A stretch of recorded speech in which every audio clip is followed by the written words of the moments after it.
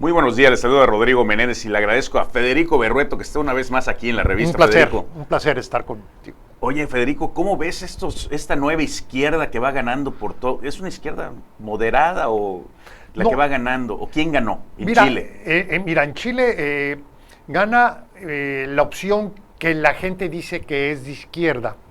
Y sí tiene matices indudablemente de izquierda, pero sobre todo son proyectos contestatarios, proyectos que van en contra del orden de cosas. Y esto, pues no nada más hay de izquierda, también hay de derecha. Por ejemplo, Donald Trump corresponde a un proyecto contestatario disruptivo. Boris Johnson en Inglaterra. Y lo que estamos viendo es el surgimiento de lo que yo califico como los candidatos disruptivos.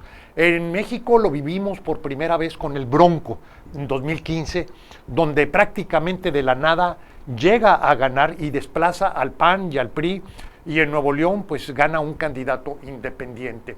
De hecho, Samuel García, el actual gobernador, también tiene los matices, las características de un candidato disruptivo. ¿Cuál es el candidato disruptivo? Es un candidato que, digamos, que contradice, se opone a lo que es el político convencional, el político profesional. Es una persona que lo mismo puede surgir por decir, de los movimientos estudiantiles, como es el caso de Gabriel Boric, que es una persona de 34 años que llega a ser presidente de uno de los países con la democracia más consolidada, después de Uruguay. Y lo que vemos cómo surgen estos fenómenos.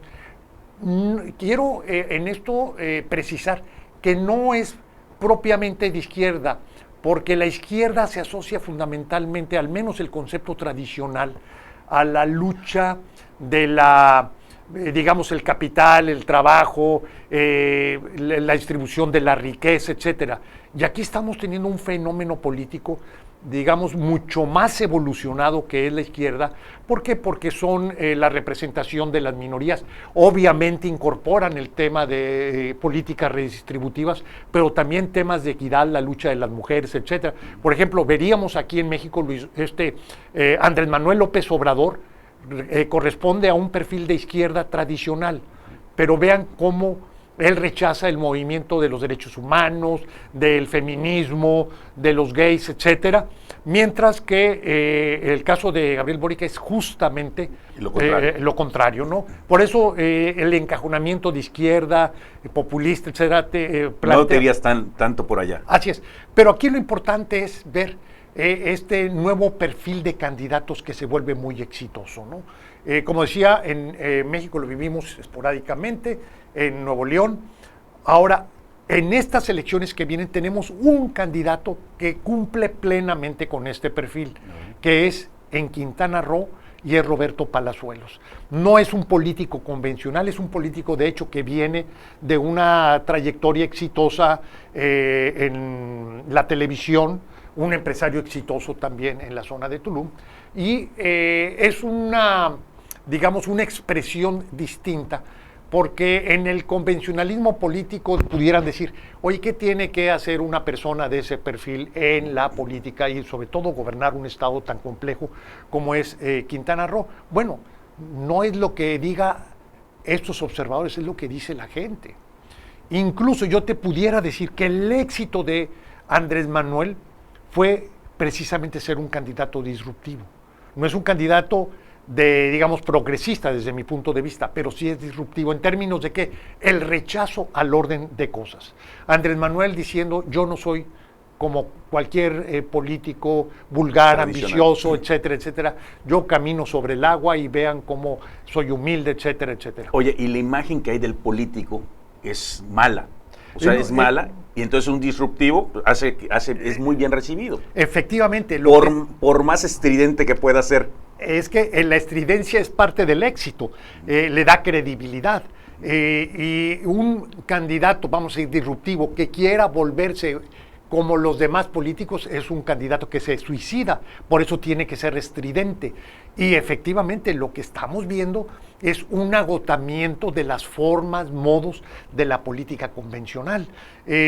Muchos pensaban, por ejemplo, que en el caso de Joe Biden, después de pues, lo que fueron las locuras de Trump, regresando a la presidencia, un político pues tradicional, convencional, iba a venir una suerte de remanso y de apoyo y de resultados exitosos. Y lo que estamos viendo es que es un presidente que está cayendo dramáticamente en su popularidad, incluso que es difícil que el Partido Demócrata le vaya a ir bien en la próxima elección.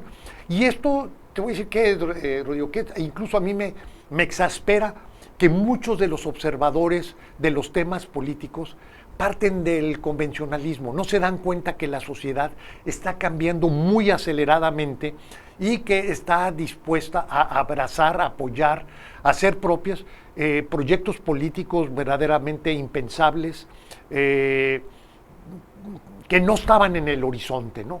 Y este desafío, digo, quienes estamos en el análisis de las cosas, tenemos que preguntarnos qué puede suceder en 2024, porque en 2024 podemos tener nuevamente una alternancia en la presidencia. Esto que creen, no, Morena va a ganar y que Claudia Sheinbaum ya está muy perfilada, etcétera.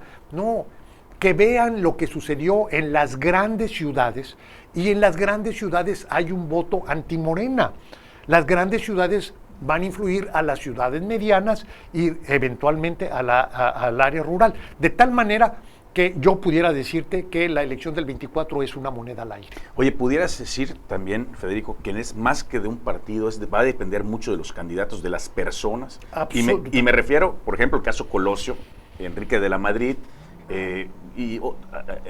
Anaya, Vila, o sea, de varios que pudieran conformarse en un bloque opositor al propio Morena. Mira, efectivamente, si vemos las alternancias que ha habido en el país, es decir, cuando pierde el partido gobernante, cuando gana un opositor, vemos cómo el factor es el candidato, no es el partido.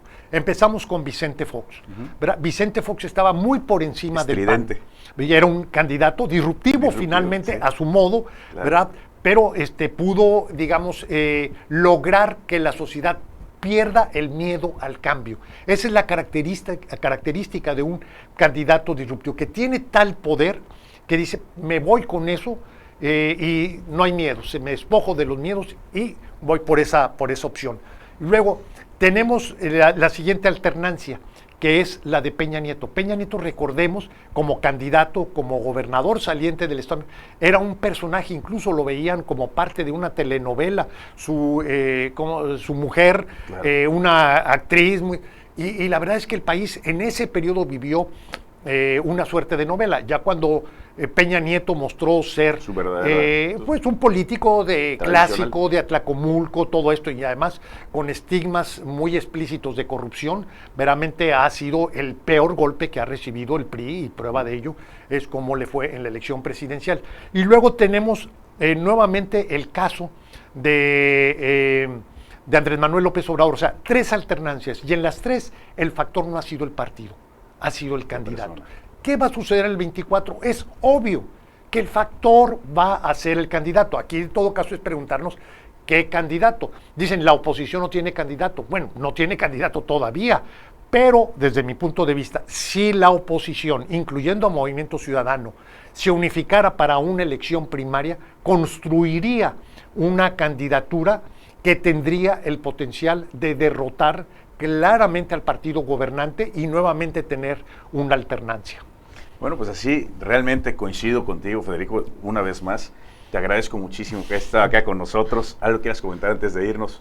Bueno, se acaba el año. Se acaba el año. El próximo año en política vamos a tener eventos relevantes. Ya lo estaremos siguiendo, comentando y agradeciendo la atención pues del auditorio, del público que nos ha acompañado durante este periodo. Muchísimas gracias y te agradezco mucho acá que estés con nosotros una vez más, Federico. Claro que sí, un placer. Nos vamos a un corte y volvemos.